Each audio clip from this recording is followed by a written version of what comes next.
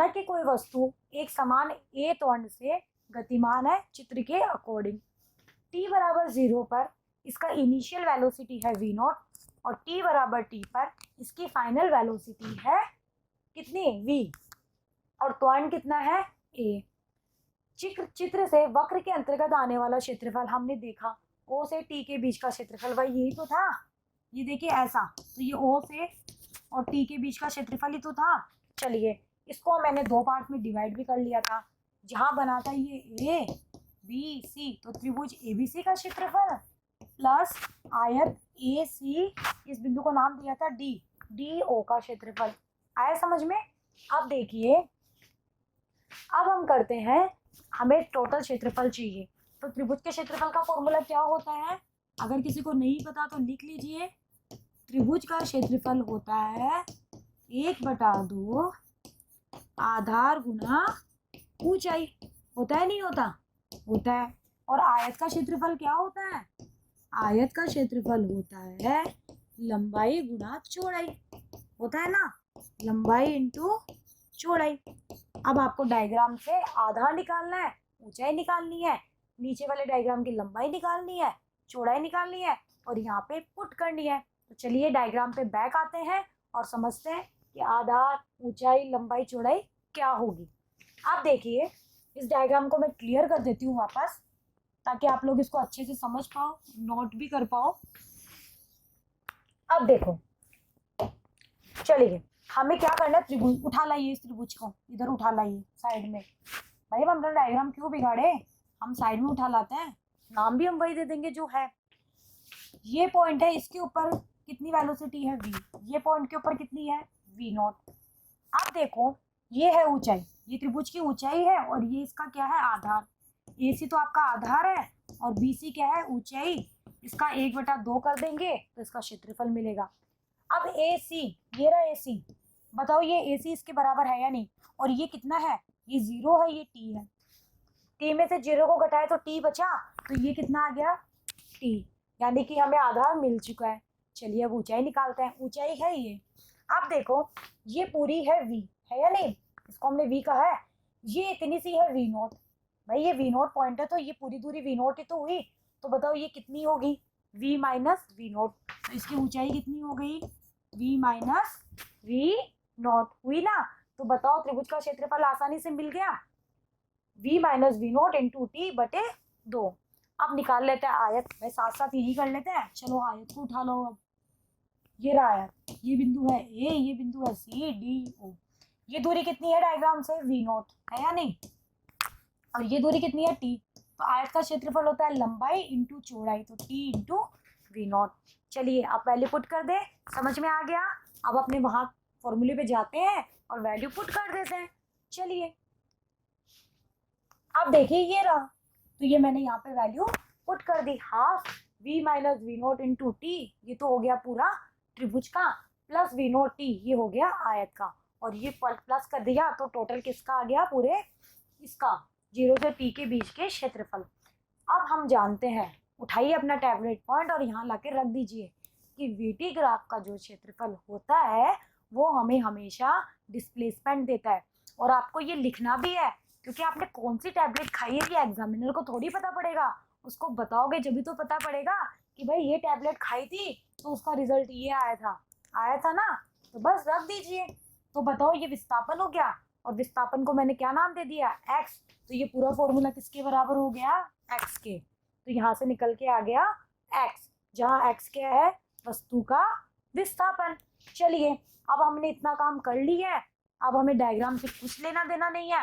अब हम इन्हीं से ही हमारी जो गति के 3 समीकरण है, ठीक है, वो कैलकुलेट करेंगे। अब देखिए, सबसे पहले तो हम निकालते हैं त्वरण। हमने माना है ना कि इसका त्वरण नियत है, तो त्वरण है a। त्वरण होता क्या है, वेग में परिवर्तन की दर, यही तो होता है। तो देखो वेग में परिवर्तन कितना हो रहा है, जब मैंने देखा तो V नॉट था और फाइनल पॉइंट पे V है, तो परिवर्तन कितना हुआ, V माइनस V नॉट। और इस परिवर्तन में लगा टोटल समय कितना था, T। तो ये कितना आ गया, V minus V not upon T। यहाँ से क्रॉस गुणा कर दीजिए तो कितना आ गया, V माइनस V नॉट बराबर AT। यहाँ से ये निकाल लीजिए, v कितना आ गया, इस v नोट को इधर ले जाइए, v नोट प्लस at, ये आ गया आपका गति का फर्स्ट समीकरण जो हमें निकालना है। 3 समीकरण निकालना है, पहला आ चुका है v बराबर v not plus at। Normally हम इसको ऐसे पढ़ते हैं v बराबर u प्लस at, तो u जो होता है वो इनिशियल वेग होता है। यहाँ हमने उसको u ना लेकर v नोट कहा है, तो कोई फर्क थोड़ी पड़ गया, ठीक है। तो ये आ गया हमारा पहला समीकरण। अब 2 और निकालने हैं, चलो निकालते हैं। अब जो हमारी लास्ट वाली इक्वेशन थी ना, लास्ट वाली इक्वेशन कौन सी थी, ये वाली, यहाँ पे। अब देखो इस इक्वेशन में मान रखना है इस वाली से, v माइनस वी नोट बराबर 80। तो v माइनस वी नोट की जगह आप क्या रख दीजिए, ये जो इक्वेशन है इसमें ये जो v माइनस वी नोट है, ठीक है, इसकी जगह रख दीजिए आप 80। तो आप जब इसमें 80 रखोगे तो x कितना आएगा, हाफ ए टी, और एक टी ऑलरेडी था तो A T square plus V naught T. यहाँ से x निकाल गया तो ये आ गया V naught T plus half A T square, x बराबर U T plus half A T square, ऐसे पढ़ते हैं ना हम, एच बराबर U T plus half A T square. ये आ गया हमारा गति का दूसरा समीकरण। आसानी से निकला, नहीं निकला, निकल गया ना, कुछ नहीं किया, v माइनस वी नोट की जगह जो हमने विस्थापन निकाला है वहां पे 80 पुट कर दीजिए, तो आ जाएगा गति का दूसरा समीकरण। आ गया ना। चलिए अब क्या बचा, अभी तीसरा और निकालना बाकी है, चलो वो भी निकाल लेते हैं। x बराबर है half v minus V naught into T plus V naught T, जो हमने क्षेत्रफल निकाला था ना वो वाला फॉर्मूला है ये। इसको खोल दीजिए, ब्रैकेट को खोला तो कितना आया, half v into T minus half V naught into T plus V naught T. ये वी नोट टी और ये माइनस का हाफ वी नोट टी, इनको जब आप घटाओगे तो प्लस का हाफ वी नोट टी बचेगा, बचेगा ना। तो ये इक्वेशन आ गई, हाफ टी कॉमन ले लिया तो v प्लस वी नोट आ गया, यहाँ से आ गया। अब देखो हमें थोड़ा सॉल्व करना पड़ेगा, तो यहाँ से ये चीज आ गई आसानी से। अब देखो यदि त्वरण स्थिर है, अगर हमारा त्वरण स्थिर है तो हम यहाँ पर एक डेफिनेशन देंगे माध्य वेग की। ये डेफिनेशन सिर्फ और सिर्फ स्थिर त्वरण के लिए ही सही होगी, ठीक है, बाकी किसी के लिए नहीं होगी। अगर आपका त्वरण स्थिर है तो माध्य वेग होता है v plus V naught upon 2। भाई आप समांतर माध्य निकालते हो, क्या होता है, राशियों का योग बटे राशियों की संख्या, यही तो होता है। तो माध्य वेग निकालना है तो क्या करना है, टोटल वेग बटे कितने वेग है वो।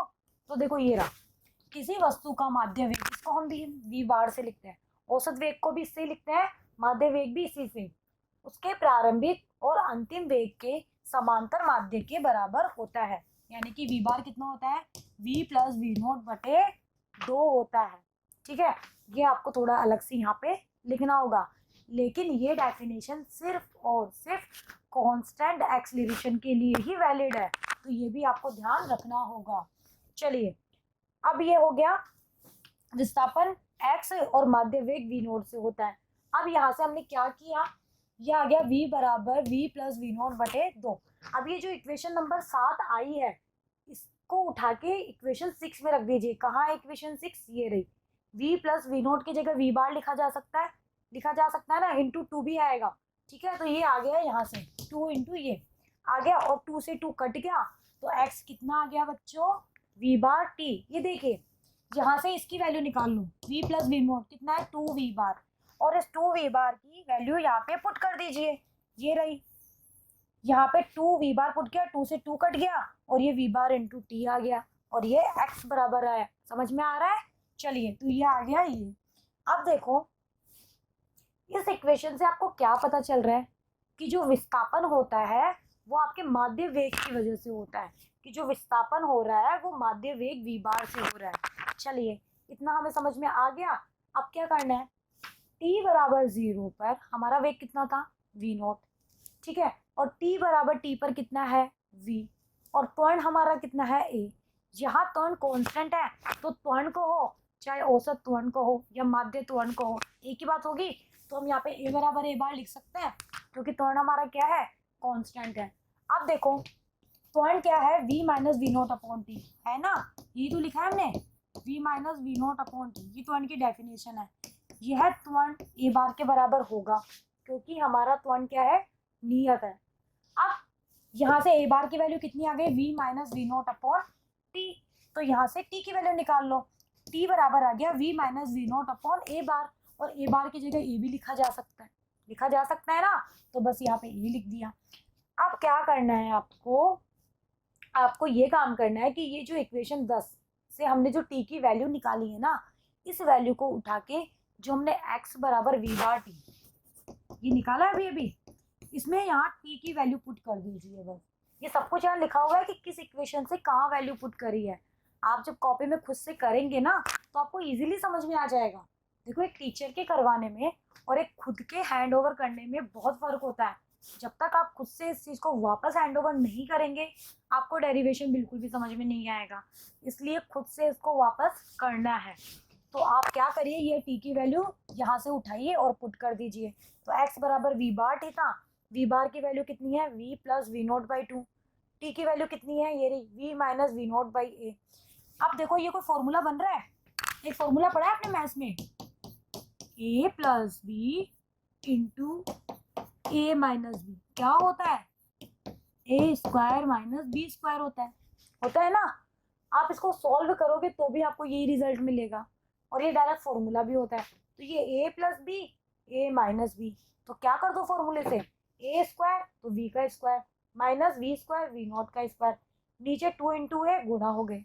आ गए यहाँ तक, चलिए अब बढ़ते हैं आगे।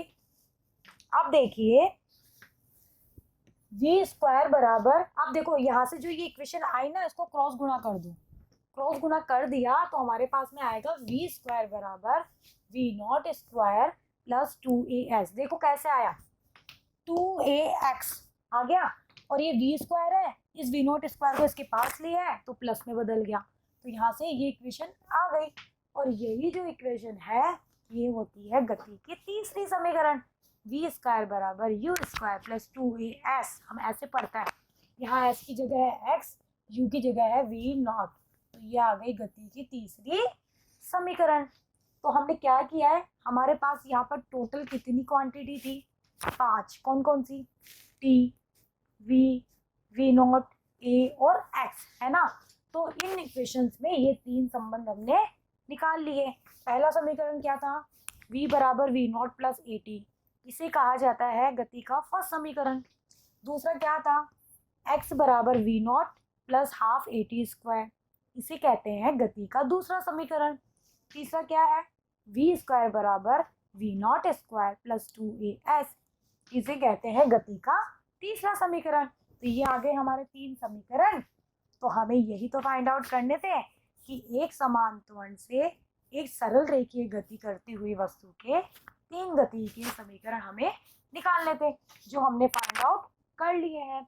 अब देखो, यदि हम मान ले कि क्षण t बराबर 0 पर वस्तु की स्थिति शून्य नहीं है, अभी हमने क्या माना था, यहाँ पर ये चीज थी कि हम ये कह के चल रहे थे कि t बराबर 0 पर, जब से हमने ऑब्जर्वेशन देखना शुरू किया था ना, तब हमने वहां पर ये चीज देखी थी कि वस्तु जो की स्थिति थी ना वो क्या थी, 0 थी, जबकि वेग कितना था, v नॉट था, ठीक है।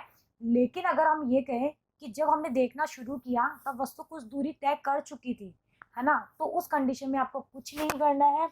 आपको क्या पुट करना है, अगर वस्तु की प्रारंभिक स्थिति x नॉट हो तो आपको जहाँ जहाँ आपका x है ना इस इक्वेशन में, वहाँ वहाँ x माइनस एक्स नॉट आप पुट कर दीजिए बस, और कुछ भी नहीं करना है। पहले समीकरण में कोई x नहीं है तो एज इट इज, दूसरे समीकरण में भी x बराबर एक्स नॉट हो गया, x minus x not put कर दिया, ये x था ना, इसकी जगह पुट करना है x माइनस एक्स नॉट, तो ये नॉट इधर जाएगा तो प्लस में हो गया, तो ये दूसरा समीकरण आ गया। तीसरे समीकरण में ये 2ax था, इसकी जगह पुट कर दिया, तो ये गति के समीकरण चेंज हो जाएंगे। अगर इनिशियली t बराबर 0 पर वस्तु की पोजीशन x नॉट हो तो ये समीकरण, और अगर इनिशियली t बराबर 0 पर वस्तु की कोई पोजीशन नहीं है तो x नॉट बराबर 0 पुट करते ही वापस आप पहले वाले समीकरण पे आ जाएंगे। ठीक है बच्चों, तो आज हमने क्या स्टडी किया, हमने गति के समीकरण निकाले ना, 3 समीकरण हमें प्राप्त हुए। बहुत इंपॉर्टेंट है, न्यूमेरिकल आता है इनके ऊपर, इन तीनों में से आपको कुछ भी दे देगा, जैसे सपोज करिए इनिशियल वेग दे देगा और फाइनल वेग दे देगा और टाइम दे देगा, ये पूछ लेगा। इनमें से भी कुछ भी दे सकता है, विस्थापन दे देगा, वेग दे देगा, ये पूछ लेगा। तो आपको ये तीनों समीकरण याद होने चाहिए और इनको अप्लाई करना भी आना चाहिए। और अप्लाई करना कब आएगा? जब आप लोग प्रैक्टिस करेंगे न्यूमेरिकल्स पे, तभी तो आएगा। तो न्यूमेरिकल आप लोग निकालिएगा, बाकी हम भी करेंगे न्यूमेरिकल। ठीक है बच्चों, तो आज के लिए इतना ही। बने रहिएगा मेरे साथ, मिलते हैं नेक्स्ट वीडियो में। Thank you.